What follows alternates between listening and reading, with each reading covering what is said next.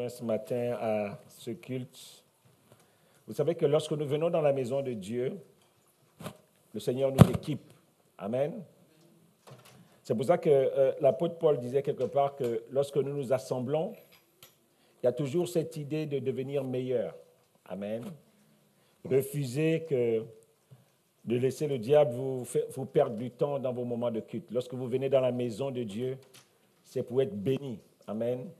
C'est pour ça que chacun de nous, nous devons donner la meilleure version de nous-mêmes. En faisant quoi? En nous abandonnant. Des fois, on loue, on voit des gens qui se jettent à terre, on voit des gens qui lèvent les mains, on voit des gens qui pleurent. En réalité, ils s'abandonnent à Dieu. Je donne la meilleure version de moi-même. Je me bats peut-être avec une mauvaise pensée, je me bats avec quelque chose qui n'est pas bon. Et j'essaie de l'abandonner aux pieds du Seigneur. Amen. Peut-être que tu es fâché contre quelqu'un et tu veux que Dieu le frappe. Tu dis non, Seigneur, ce n'est pas ta volonté de frapper les gens. Amen. Ta volonté est de bénir, Seigneur. Cette pensée qui est en moi, je l'enlève, je la dépose à tes pieds. Et pendant que tu te bats avec ça, tu lèves tes mains, tu dis, Seigneur, je m'abandonne à toi. Chacun de nous, lorsque nous venons au culte, doit donner la meilleure version de lui-même.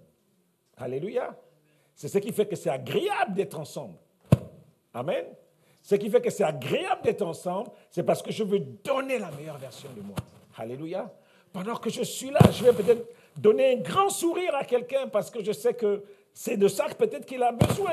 Il n'a pas besoin d'un visage attaché. Amen. Mais il a besoin de quelqu'un qui apporte la joie dans son cœur chaque jour. Alléluia. C'est pour ça que Paul dit que lorsque nous nous assemblons, c'est pour devenir meilleurs. Alléluia. Et si nous travaillons à cela, nous allons construire, faire un monde de différence autour de nous. Les gens qui vont nous approcher vont se ressentir quelque chose de particulier. Vous savez que nous sommes enfants de Dieu, c'est parce que nous avons reçu quelque chose que le monde n'a pas. Amen. C'est ce qui fait de nous des enfants de Dieu. Et c'est pour ça que ce que nous avons reçu, nous devons le laisser s'exprimer. Amen. Le Seigneur Jésus a dit que je m'en vais, mais je ne vous laisse pas seul. Alléluia. Je vous enverrai le consolateur, le Saint-Esprit, et lui, il va vous accompagner, il va vous aider. Alléluia. Est-ce que quelqu'un peut me dire le thème qu'on a vu la semaine dernière? Un bon étudiant, un bon chercheur de Dieu. Vous pouvez regarder vos notes, c'est pas. Qu'est-ce qu'on a vu la semaine dernière, dimanche dernier? L'expérience de la parole de justice. Amen. L'expérience de la parole de justice. On avait vu que lorsque nous sommes un enfant, il y a un certain nombre de choix qu'on ne peut pas faire. On fera les choix d'un enfant, mais on ne fera pas toujours les choix d'une personne mature. Amen. Une personne mature, c'est quelqu'un qui va agir en toute connaissance, qui va agir sur la base d'une parole qui est solidement ancrée en lui. C'est pour ça que la Bible nous disait, parlant de cela, que les personnes matures, en fait, ils mangent de la nourriture solide. Ce n'est pas des personnes qui sont au lait. Même si le lait, on a vu, est important pour la croissance du chrétien, le lait spirituel va nous amener jusqu'à un certain niveau. Mais lorsque nous avons atteint ce niveau, eh bien, nous devons manger de la nourriture solide. Des hommes qui sont capables de discerner qu'est-ce qui est bon pour eux et qu'est-ce qui n'est pas bon pour eux. Amen. Des hommes qui sont capables de se prendre en charge, qui ne se lancent pas dans n'importe quel terrain, qui ne font pas n'importe quoi, parce qu'ils ont l'expérience de la parole de justice. Souvent, ce sont des gens qui se sont cassés déjà les dents. Ils savent que tel jour, je m'étais comporté comme ça et ça m'a fait très mal. Alors, je ne ferai pas ça aujourd'hui. Amen. Ce sont des gens qui ont vu ce qui s'est passé dans la vie de quelqu'un d'autre, qui ont lu la Bible et qui ont su, par exemple, ce qu'une mauvaise attitude, un mauvais comportement peut apporter dans la maison de Dieu, et ils se sont positionnés en conséquence. Nous avons donc, ce sont des gens qui ont l'expérience de la parole de justice. Amen. Ils ont l'expérience de la parole de justice. Des gens qui savent se positionner, qui savent marcher avec Dieu. Vous savez, si Dieu était réellement notre compagnon au quotidien, ou si nous faisons de Dieu notre compagnon au quotidien, notre vie serait bien différente. Vous savez que nous sommes le choix. Notre vie est la somme de nos choix. Ça veut dire que ce que tu es aujourd'hui, ce sont les choix que tu as faits dans ta vie. Peut-être avant que tu ne connaisses le Seigneur, peut-être après que tu ne connaisses le Seigneur.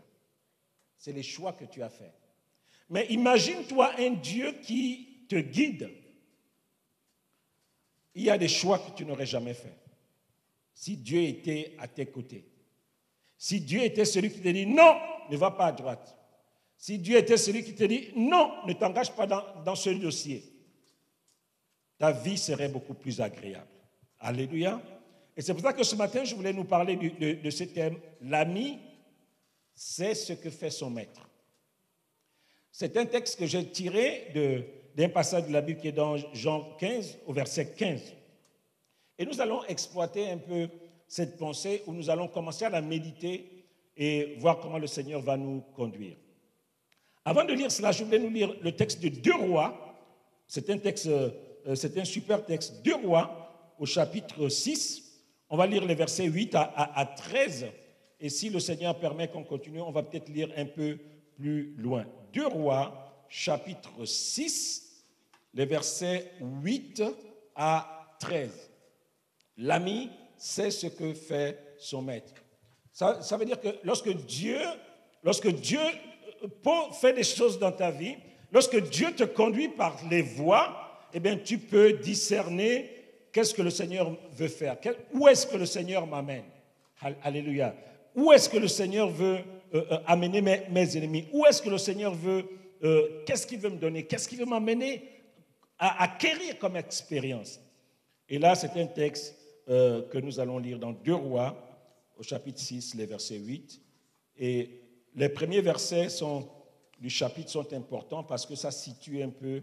Lorsque vous lisez la Bible, souvent, le premier verset d'un chapitre, souvent, nous situe un peu. La Bible nous dit que le roi de Syrie était en guerre avec le roi d'Israël.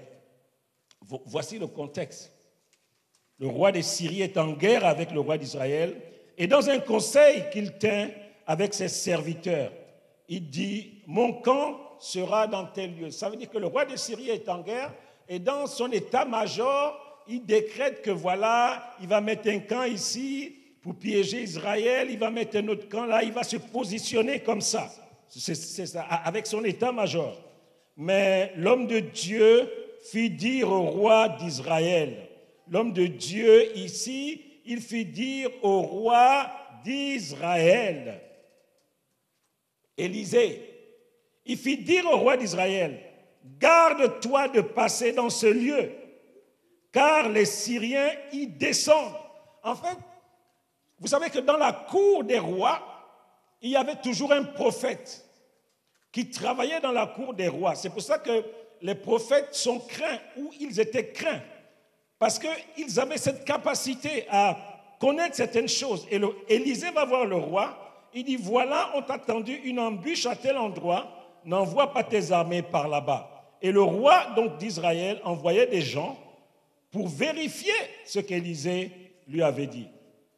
Il envoya des gens pour s'y tenir en observation vers le lieu que lui avait mentionné et signalé l'homme de Dieu. Cette expérience-là, où l'homme de Dieu a montré à l'avance qu'il y avait des ennemis à tel endroit, la Bible nous dit que cette expérience est arrivée non pas une fois et non pas 2 fois. Ça veut simplement dire que c'est une expérience qui s'est manifestée plusieurs fois. Non pas une fois, non pas 2 fois. Donc, l'homme de Dieu, le prophète dans la cour du roi, il avait la capacité de saisir ce qu'il y avait dans le cœur de Dieu et de rentrer dans le monde des esprits pour révéler au roi d'Israël ce qui se passait. Le roi d'Assyrie fut en eut le cœur agité. Il appela ses serviteurs et leur dit, ne voulez-vous pas me déclarer lequel de nous est pour le roi? J'ai comme l'impression qu'il y a un traître parmi nous. Parce qu'à chaque fois que nous mettons en place une stratégie, le roi d'Assyrie dit, mais nos ennemis ne tombent pas dans notre piège. Il y a quelque chose qui se passe. Il y a certainement un traître parmi nous. Au verset 12, l'un de ses serviteurs, une des personnes dans son état-major lui répondit, personne au roi, mon Seigneur, personne au roi, mon Seigneur, mais Élisée, le prophète, qui est en Israël, rapporte au roi d'Israël les paroles que tu prononces dans ta chambre à coucher. Et le roi dit, allez et voyez où il est, je le ferai prendre. On vint lui dire, voici, il est à Dothan. En fait, on explique au roi d'Assyrie que il y a un homme de Dieu qui travaille dans la cour du roi d'Israël. Il a la capacité de se brancher à tout ce que tu dis dans ta chambre. Et c'est ce qui fait que quel que soit ce que tu vas dire, même en chuchotant, même en pensant doucement, il capte cela et il révèle cela au roi. Waouh! Extraordinaire. Imaginez-vous une vie où Dieu est celui qui déclenche des alarmes en permanence dans nos vies. Waouh! Tu veux rentrer dans une alliance, le Seigneur te dit non. Tu veux aller à gauche, il te dit vas-y. Vous savez, lorsque Dieu nous dit ce qu'il faut faire, cela ne veut pas dire que tout sera facile. Cela veut simplement dire qu'il t'a donné l'équipement nécessaire pour résister au vent, à la température, à la chaleur. Et lorsque Dieu te parle, la parole que Dieu te donne doit être suffisante pour te booster. Je vais terminer l'histoire, c'est une belle histoire. Au verset 13, et le roi dit, allez et voyez où il est, et je le ferai prendre. On vient lui dire, voici, il est à Dothan. Il envoyait des chevaux, ça c'est le roi des Syries, des chars et une forte troupe qui arrivèrent de nuit et qui enveloppèrent la ville. Le serviteur de l'homme de Dieu se leva de bon matin et sortit. Et voici, une troupe entourait la ville avec des chevaux et des chars. Et le serviteur dit à l'homme de Dieu, « Ah, mon Seigneur, comment ferons-nous » Il répondit, « Ne crains point, car ceux qui sont avec nous sont plus nombreux que ceux qui sont avec eux. » Élisée pria et dit, « Éternel, ouvre ses yeux pour qu'il voie. » Et l'Éternel ouvrit les yeux du serviteur, qui vit la montagne pleine de chevaux et de chars de feu autour d'Élisée. La capacité à saisir la pensée de Dieu, la capacité à voir comme Dieu voit, lorsque nous avons l'expérience de la parole de justice, c'est quelque chose de terrible dans la vie d'un chrétien. Bien-aimé, je vous annonce une bonne nouvelle ce matin. En tant que chrétien, Dieu te donne d'avoir de l'avance sur tout le monde. Dieu te donne d'avoir de l'avance sur tous tes ennemis, sur tes amis, sur ceux qui marchent avec toi. Et Dieu dit à son serviteur, Élisée dit à son serviteur, tu verras, je vais prier, Dieu va t'ouvrir les yeux et tu vas comprendre que ceux qui sont avec nous, ils sont plus nombreux que ces chars que tu vois. Le Seigneur le dit à quelqu'un ce matin. Tu as comme l'impression qu'il n'y a personne pour t'envoyer une échelle pour que tu grimpes. Le Seigneur te dit ce matin que ceux qui sont avec toi sont plus nombreux que ceux qui sont avec eux. Nous prions un Dieu qui se révèle, un Dieu qui est capable de prendre des choses qui sont cachées et de nous les dévoiler. C'est pour ça que nous aurons toujours de l'avance sur tout le monde. Vous savez, nous avons quelque chose, beaucoup de gens vont voir des marabouts, des féticheurs et autres, parce qu'ils veulent avoir quelque chose de particulier. Ils veulent avoir quelque chose qui leur donne de l'emprise et de l'avance sur les autres. Mais nous avons un Dieu qui se révèle, un Dieu qui révèle les cœurs autour de nous et qui est capable de nous conduire et de nous diriger. Je veux ce matin que si tu marchais la tête basse, relève ta tête. Comme le serviteur d'Élisée, il a relevé sa tête. Lorsqu'il a vu Élisée et qu'il a vu autour d'Élisée des chars de feu, il a dit, mais c'est terrible, c'est extraordinaire.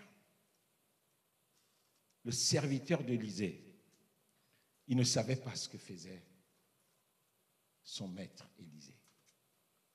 Et nous allons lire ce texte de Jean 15, les versets 14 à 16.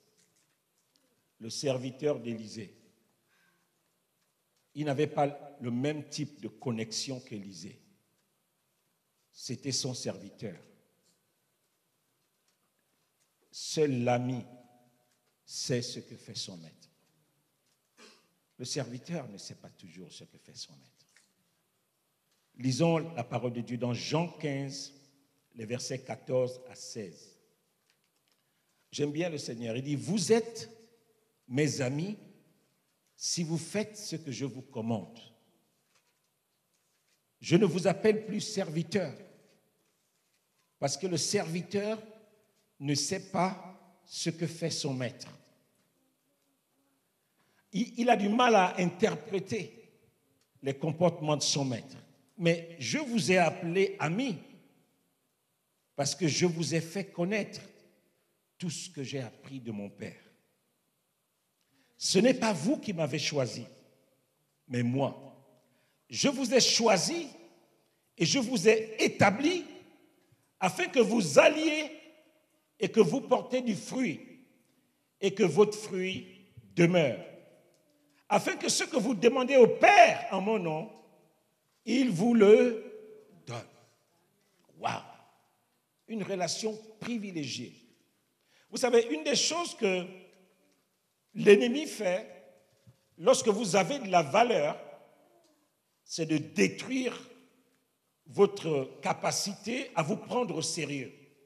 On va voir cela souvent dans des mariages où il y a des hommes pervers qui épousent une femme de valeur et des fois pour casser son moral, il va essayer de montrer que tu ne vaux rien, tu n'es rien. Et l'ennemi utilise cette tactique encore aujourd'hui pour montrer aux chrétiens que vous priez un Dieu qui ne vous donne rien. Vous priez un Dieu qui n'est pas capable de travailler en votre faveur.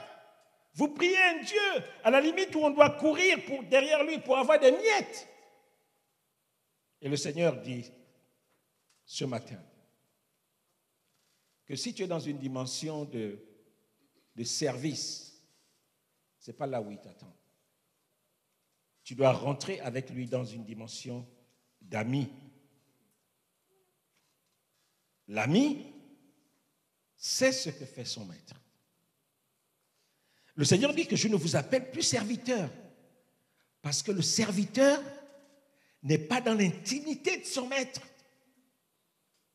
Il ne rentre pas dans l'intimité de son maître. Vous allez voir que quand vous avez un ami, un vrai ami, il vous ouvre son cœur.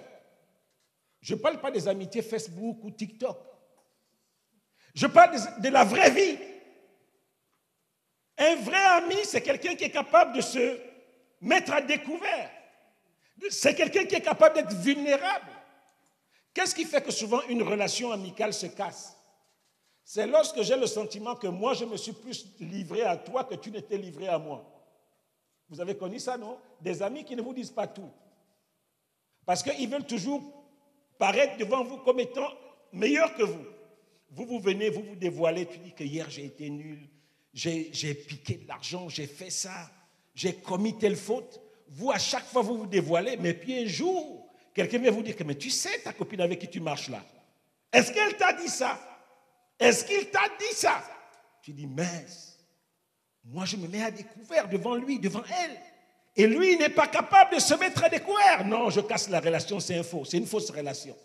Et tout de suite, tu éjectes son numéro de ton téléphone. Il appelle 5 fois, c'est terminé, tu coupes la relation. Parce qu'il n'a pas été sincère. Parce qu'il il est rentré dans ton intimité et il n'y a pas eu l'inverse. Et le Seigneur lui dit quelque chose de particulier. Il dit que l'ami rentre dans l'intimité de son maître. C'est pour ça qu'il peut connaître ce que son maître pense. Et il prie, il dit, Seigneur, ouvre les yeux de mon serviteur pour qu'il voie l'environnement dans lequel on se trouve. Ouvre les yeux. Mais si c'était un ami, Élisée lui aurait dit, laisse tomber, tu sais le Dieu que nous prions, il m'a annoncé des choses. C'est que je t'ai dit que allons, il est avec nous. Je sens son armée autour de nous. On se met à découvert avec un ami. Mais le Seigneur pose comme une condition. Il dit, vous êtes mes amis si vous faites ce que je vous commande. si vous faites ce que je vous commande. Ça veut dire que dans la relation amicale que Dieu veut avoir avec nous, ce n'est pas une relation amicale où nous tous on est au même niveau. C'est pour ça que plus loin, le Seigneur dit à ses serviteurs, ce n'est pas vous qui m'avez choisi. Vous savez qu'on choisit ses amis. Vous le savez. Mais on ne choisit pas sa famille. Votre famille restera votre famille, que vous le voulez ou pas. Donc arrêtez de bouder avec la famille. La famille est là. Mais les amis, on les choisit.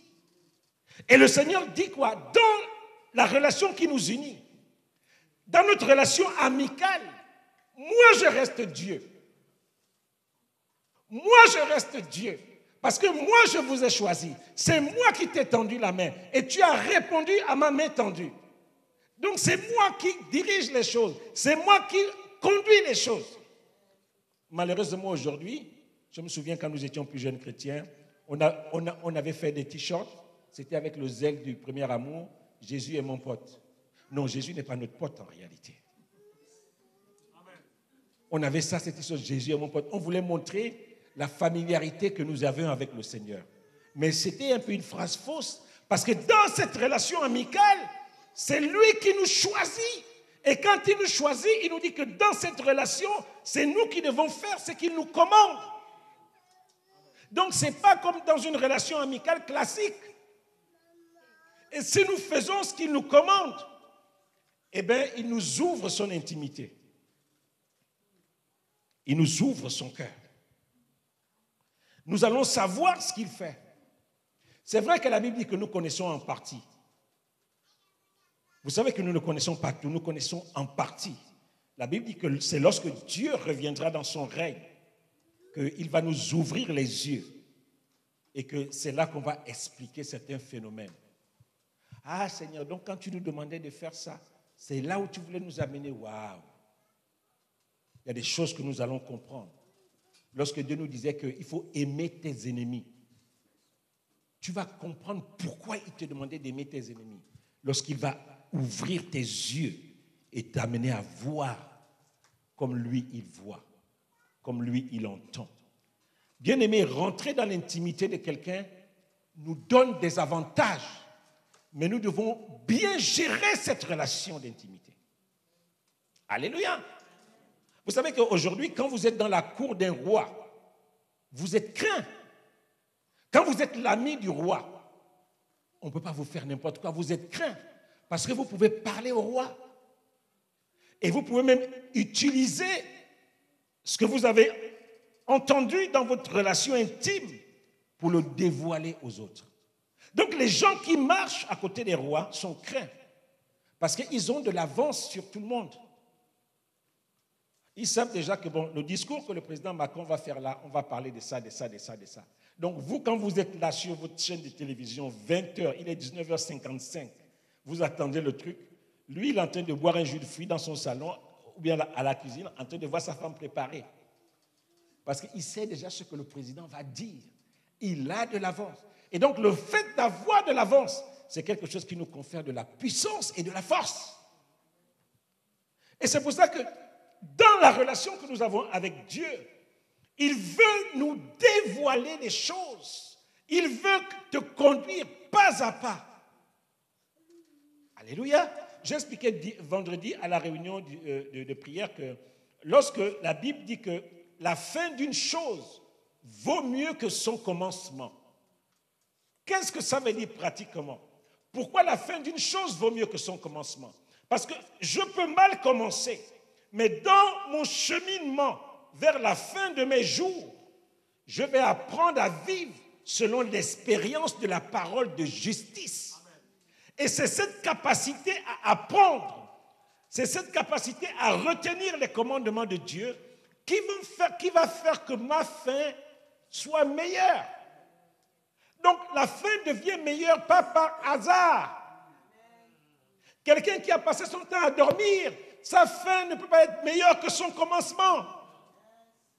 Ma fin est meilleure que mon commencement parce que dans ma marche avec Dieu, j'ai appris à acquérir des valeurs qui savent que je ne pose plus mes pieds n'importe où. Même lorsque je passe par un champ de mine, je sais où je pose mes pieds. C'est pour ça que ma fin est meilleure. Il y a ce chant, je ne sais pas si c'est les bonnes paroles, c'est Laurence qui connaît. Mon avenir est assuré. C'est quoi les paroles? Bon, si ma femme ne sait pas un chant, c'est que c'est grave. Parce qu'en fait, c'est ma mémoire. Une partie de ma mémoire, j'ai de l'y être délégué. C'est bon d'avoir une femme intelligente. Vous savez que le pasteur Laurence me surprend toujours. Elle a une capacité à retenir des choses terribles. Alors, mon avenir est assuré, éloigne-toi de mon chemin. C'est extraordinaire. Amen. C'est bon d'avoir une femme intelligente. Vous savez que des fois, je suis en train de lire un document, elle lit 2 fois plus vite que moi. Et des fois, ça m'énerve en fait. Parce que je suis sur mon écran, c'est souvent quand je travaille les messages, et elle me dit, chérie, il y a une faute là, il ne faut pas le dire comme ça, il faut le dire comme ça. Mais comment il a pu lire rien qu'en passant pour aller aux toilettes? Elle me surprend. Amen. Mais c'est vraiment une grâce, amen, de l'avoir. Vraiment, je te bénis, Pasteur Laurent. Je bénis Dieu de m'avoir donné cette femme, parce que ça m'a beaucoup aidé. Ça m'a beaucoup aidé. Alléluia. Et donc Dieu, l'ami, c'est ce que fait son maître. Et notre maître, c'est le Dieu Tout-Puissant. Et il nous dit, faites ce que je vous commande. Lorsque Dieu nous donne une orientation et que nous sommes fidèles à cette orientation, il nous ouvre un peu plus son intimité. Imaginez-vous, vous avez un ami, vous savez qu'il est colérique. C'est le genre de personne à débiter très vite des paroles lorsqu'il est blessé. Et vous vous battez depuis des années à essayer de dire que, bon, tu sais, voilà, je vais te dire ça, j'ai appris ça, mais s'il te plaît, promets-moi que tu vas te comporter comme ça, comme ça, comme ça, comme ça. Et donc, vous venez, vous lui dites le secret, et quand vous arrivez devant la personne, il rentre dans un système de bouderie, tu sens que là, il est énervé. 1 fois, 2 fois, 3 fois. Est-ce que vous allez lui dire vos secrets encore? Ça veut dire que dans votre amour pour lui, vous allez lui cacher une partie de votre intimité. Parce qu'il ne sait pas gérer la pression. Et vous savez que quand c'est un dossier de pression, lui là, il faut l'enlever dedans. Alléluia. Vous savez que quand c'est un dossier qui nécessite de la sagesse, le frère tel ne le mettait pas dedans. Parce que lui, c'est coup pour coup. Il prend un coup, il rend. Lorsque c'est un dossier où il faut bâtir, construire sur le long terme, lui, vous allez l'exclure. Pourquoi vous allez l'exclure? Parce qu'il ne sait pas gérer les informations que vous lui donnez. C'est pareil avec Dieu.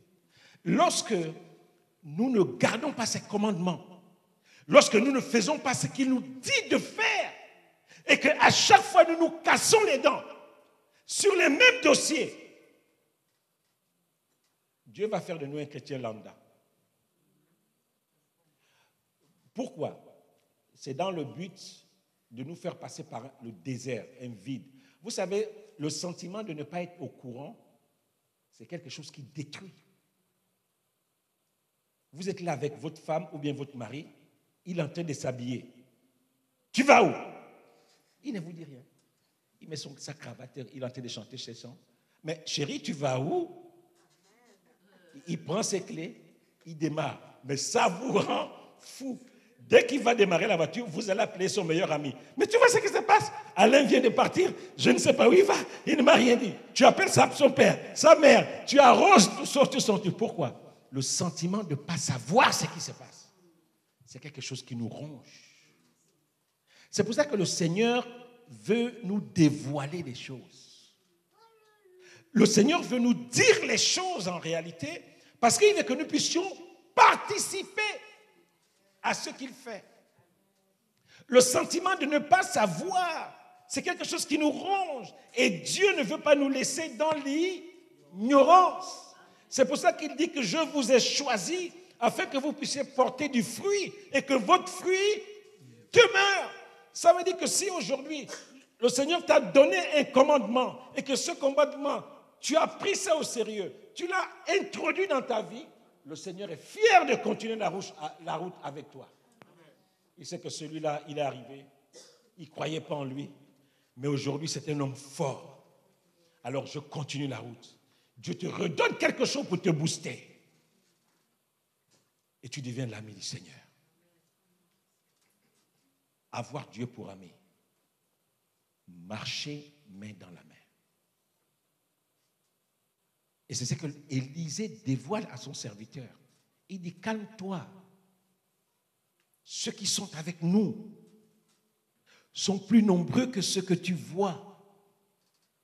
Si le Seigneur peut ouvrir tes yeux pour te montrer que même lorsque tu passes par le chemin de pleurs et des larmes, Dieu est assis sur son trône. Ce n'est qu'une épreuve. Ce n'est qu'une expérience. Pour que demain tu relèves peut-être la tête de quelqu'un. L'amitié de Dieu, nous dit la Bible, est pour ceux qui le craignent. Pour ceux qui écoutent ses commandements. Le Seigneur dit que si vous m'aimez, vous garderez mes commandements. Bien aimé, rentrer dans l'intimité de quelqu'un, c'est un travail. C'est pour cela que lorsque nous avons péché et que nous n'avons pas cette assurance que nous avons été pardonnés, on fuit Dieu. On fuit Dieu. Et ce matin, je veux vraiment nous interpeller en disant que le fait de connaître la volonté de Dieu pour ta vie, c'est une sécurité pour toi. C'est une protection pour toi. Parce que tu ne marches pas la tête basse. Ça te donne de la force de pardonner, la force d'avancer la tête haute, la force de te prendre au sérieux, la force de ne pas te négliger. Vous savez, une des choses que l'ennemi fait, c'est de casser l'image que nous avons de nous, en amenant nos fautes devant nous, en amenant nos erreurs devant nous. Il essaie de détruire ta personnalité. Il essaie de te dire que non, tu ne vaux rien. Et on voit beaucoup ça. Nous parlons encore avec le pasteur Laurent cette semaine des femmes qui sont détruites par les hommes. Tu vois une belle femme, son mari arrive à lui faire croire que tu ne vaux rien, tu es vilaine, tu es ceci, et elle accepte ça. Et elle marche la tête baissée. Alors que c'est une femme de valeur. Alors que c'est un homme de valeur. Connaître la volonté de Dieu nous donne de l'avance sur nos ennemis. Élisée, dans la cour du roi d'Israël, il dit, roi, mais il y a juste en train de me brancher à un réseau là. Voilà ce que pense le roi de Syrie. Il va envoyer les gens sur les Champs-Élysées ou bien au métro, telle ligne, numéro tant. Il va mettre des équipes là. Ne passons pas par là-bas. La Bible dit que c'est arrivé une fois, deux fois, ni une fois, ni deux fois. Mais quelle était la particularité d'Élisée? Il avait l'Esprit de Dieu. Et l'Esprit de Dieu lui donnait la capacité d'entendre et de voir. Le même esprit qui était avec Élisée, c'est celui que le Seigneur nous envoie quand il dit « Je m'en vais, je ne vous laisse pas seul, je vous enverrai le Saint-Esprit ». La Bible dit dans Jacques 5, 17 que Élie était un homme de la même nature que nous. Quand on dit la même nature que nous, ça veut dire qu'il avait les mêmes besoins, les mêmes faiblesses, les mêmes craintes, les mêmes questions que tous les hommes. En fait, c'est une autre façon de dire qu'Élie était un homme normal. Mais la Bible nous dit qu'il a prié avec instance et pendant 3 ans et 6 mois en Israël, il n'y a pas eu une goutte de pluie. Il savait qui il était. Ce matin, je veux t'encourager. Je veux vraiment que tu rentres en 2023 avec la tête relevée. Vous savez, lorsque vous avez la conviction que le Dieu est celui qui vous pardonne, et quand il vous pardonne, il ne vous colle pas une étiquette. il vous donne la possibilité de repartir à zéro. Vous savez, un homme, quand il vous pardonne, des fois, il met une étiquette devant vous pour vous reconnaître que lui, là, c'est un cas dangereux. Mais quand Dieu vous pardonne, il n'y a pas d'étiquette sur vous. Ça veut dire que quand vous repartez là, au milieu des justes, Dieu ne peut pas vous distinguer. Vous revenez dans le camp. Nous devons marcher avec le Seigneur avec cette capacité à comprendre que Dieu est celui qui nous donne la possibilité de redémarrer. Il te donne la possibilité de redémarrer. Si vous connaissez jusqu'où va l'amour de Dieu, ça peut vous perdre. Mais ceux qui vont le prendre dans le bon sens, ça peut vous amener à redémarrer sérieusement. Vous savez, il y a des gens qui jouent avec l'amour de Dieu. Dieu pardonne réellement. Dieu te donne la possibilité de la dernière chance à chaque fois que tu fais une erreur. Il pardonne. Il dit que nous devons pardonner combien de fois? 7 fois, 77 fois. Donc, il montre cette capacité illimitée qu'il a à pardonner. Mais si nous prenons le pardon de Dieu comme une possibilité pour nous de redémarrer, et pas comme une possibilité pour nous de refaire les mêmes choses parce qu'il pardonne, nous foulons au pied la grâce de Dieu.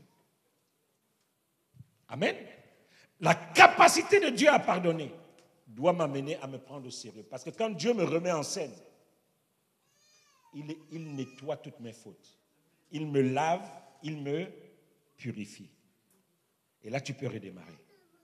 Et ce matin, il veut te donner cette capacité. Il veut te donner un secret. L'ami sait ce que fait son maître. Et dans quelle relation sommes-nous avec le Seigneur? Est-ce que tu es dans une relation de voisinage avec le Seigneur? Nous vivons tous ici en France. Nous savons que des fois, tu peux passer 3 ans avec le voisin sans le voir. Tu entends seulement que des portes qui claquent. Dès que tu ouvres la sienne, lui claque vite la sienne. Oh là. J'ai ma petite sœur qui habitait Évry à l'époque et nous allions souvent la voir. Et on lui demandait, mais ton voisin là, on ne le voit jamais. Le voisin venait la voir que lorsqu'il fallait lui demander de garder ses chats. Il avait peut-être 20 chats dans l'appartement. Et quand il partait, il venait voir ma petite soeur pour lui dire, tu sais, je m'en vais. Bon, des fois, donne un peu à manger, donne. Et puis voilà, 20 chats. Dans quelle relation es-tu avec le Seigneur? Est-ce que vous êtes des voisins? Est-ce que vous êtes dans une relation de passants? Est-ce que vous êtes encore dans une relation où le Seigneur te courtise? Il veut t'amener à lui? Est-ce que vous êtes dans une relation où le Seigneur te laisse les clés de sa maison et vice-versa? Est-ce que vous êtes dans une relation amicale? Bien aimer l'amitié de Dieu, c'est quelque chose qui est réciproque. Dans la vraie vie, on ne se donne pas à n'importe qui. Et comme je vous disais tout à l'heure, c'est terrible lorsque quelqu'un trahit votre amitié. La première chose qui vous anime, c'est de couper les ponts. L'amitié de Dieu. Dans une vraie amitié, on se met à découvert. Dans une vraie amitié, on se dit les choses. On ne se dit pas, si je dis ça, ça peut sauter à tout moment. Ça veut dire que ce n'est pas une amitié. Ce que j'aime bien avec le Seigneur, c'est la seule personne à qui tu peux aller dire des choses que tu ne peux pas dire à un homme. Tu es capable de dire, Seigneur, en fait, j'ai peur, je suis impur, je suis nul, je suis ceci. À Dieu, on peut tout lui dire. Et c'est pour ça que ça vaut la peine de développer une amitié avec lui. Ça vaut le coup ce matin. Une des clés pour rentrer dans l'intimité de Dieu, pour que Dieu nous montre les choses, c'est véritablement de rentrer dans une amitié sincère et véritable. Une amitié où tu peux venir et te dévoiler auprès du Maître. Lui dire, Seigneur, en fait, j'ai fait ça, mais je n'aurais pas dû le faire. En réalité, j'ai des problèmes avec moi-même. Ce sont mes peurs et mes inquiétudes que j'ai tendance à rejeter chez les autres. Mais je veux que tu m'aides avec ça parce que je commence à pourrir la vie de tout le monde. Et j'ai vraiment besoin que tu m'aides, Seigneur. Même si devant mes amis, j'essaie de montrer que je suis fort, mais en réalité, je suis faible. Et mes faiblesses, mes inquiétudes commencent à tout détruire autour de moi. Mais tu ne m'as pas appelé à ça, Seigneur. Vous savez, il y a une puissance lorsque vous parlez à Dieu avec votre cœur. Il y a une puissance terrible. Je ne sais pas si vous avez vécu ces moments-là où vous sentez que c'est lourd pour vous et vous avez besoin de parler à quelqu'un. Votre meilleur ami est passé, mais ça ne vous a pas consolé. Ton grand frère est passé, ça ne t'a pas consolé. La réunion de famille est passée, mais ça ne t'a pas consolé. Mais tu sens au fond de toi qu'il y a un vide. Et le Seigneur te dit que fais un petit voyage quelque part, retire-toi de tous ces gens-là. Retire-toi un peu. Combien de personnes encore apprennent à se retirer? Bien-aimés, apprenez à vous retirer. Quittez vos femmes, le foufou, le riz rouge, les trucs. Quittez ça, apprenez à vous retirer. Apprenez à vous retirer. Apprenez à vous retirer. Il y a ce chant de Claude et Julia, je crois, Laurence, tu me diras, j'entends battre le cœur de Dieu. Battre le cœur de Dieu. Si tu peux venir nous dire ces paroles-là. Alléluia. Tu peux venir, Ben Laurent, si tu connais les paroles. J'entends battre le cœur de Dieu. C'est quand on est dans une relation amicale réelle qu'on entend battre le cœur de Dieu. Tu comprends ce que Dieu veut pour toi. Tu comprends ce que Dieu ne veut plus que tu fasses. Tu comprends comment il faut que tu te positionnes pour marcher avec les autres, pour développer des vraies relations sincères. Tu comprends ce qu'il faut pour que Dieu te mette des galons sur tes épaules. Se retirer. Je parle à quelqu'un ce matin, ne laisse pas cette année se terminer sans que tu ne prennes une petite journée, un petit 2 jours, un petit 3 jours, seul dans un coin avec Dieu. Je te supplie, fais-le. Ne rentre pas en 2023 sans avoir pris un petit temps de retraite. Je ne parle pas de 2 heures. Un petit temps de retraite. Tu dois entendre battre le cœur de Dieu. Pour toi. Pour l'église. Pour ton mari, pour ta femme.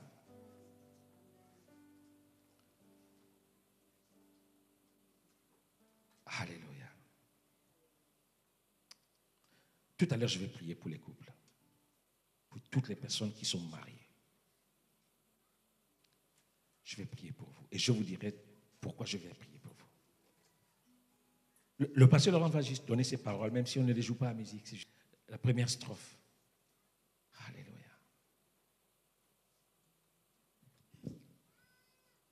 J'entends battre le cœur de Dieu. J'entends battre le cœur de Dieu. Il bat pour les pauvres et pour les malheureux, les paralytiques et les boîtes. Je l'entends qui bat pour tous ceux qui souffrent ici-bas. J'entends battre le cœur de Dieu. Alléluia. J'entends battre le cœur de Dieu. Et quelqu'un ce matin a besoin d'entendre battre le cœur de Dieu. Pour toi, pour ta vie, pour ta famille, pour ton travail. Qu'est-ce que Dieu veut pour toi? Qu'est-ce que Dieu veut pour toi? Je vais demander à tous ceux qui sont mariés de se lever.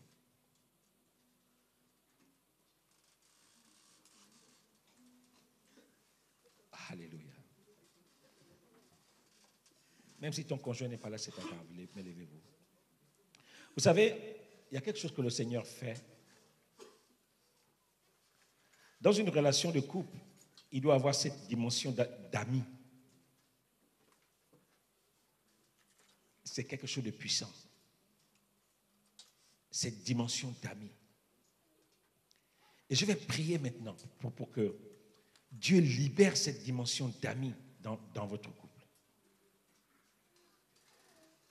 Que tu puisses penser au fond de toi que, chérie, je t'ai choisi pour que tu portes du fruit. Et que ton fruit reste, demeure. Que lorsque tu vois ta femme, lorsque tu vois ton mari, tu puisses te dire au fond de toi, je t'ai choisi pour que tu portes du fruit. Je ne t'ai pas choisi pour que notre couple rentre dans un champ de guerre. Seigneur, je prie ce matin. Libère dans le nom de Jésus une relation d'amis dans la vie de ces couples. Où on peut se dire les choses sans qu'on ne rentre dans des semaines de bouderie, sans qu'on ne rentre dans des mois de bouderie. Seigneur, je veux qu'un mari, une femme dise en son cœur ce matin, chérie, je t'ai choisi pour que tu portes du fruit et que ton fruit reste pour le bonheur de notre maison,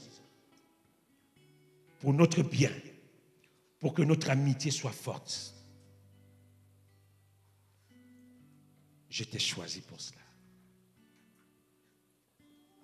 Lorsque le Seigneur nous a choisis, c'est pour rentrer dans une relation d'amis. C'est pour rentrer dans une relation d'amis. C'est pour ça que le Seigneur dit que l'obéissance vaut mieux que le sacrifice.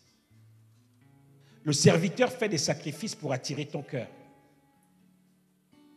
Mais l'ami, il comprend que la clé d'une relation, c'est l'obéissance. C'est la sincérité, c'est la fidélité. Un serviteur va tout faire pour montrer que si c'est que le patron est au portail, il va tout faire pour balayer la maison en 30 secondes, pour ranger en 30 secondes. Mais l'ami, il ne va pas attendre la dernière seconde. Il sait ce que aime son maître. Et il se prépare pour que son maître il sait que son maître peut arriver à tout moment, il sera prêt. Je sais ce qui réjouit le cœur de mon conjoint. Et ce matin, je libère cette grâce dans vos vies. Je libère cette grâce.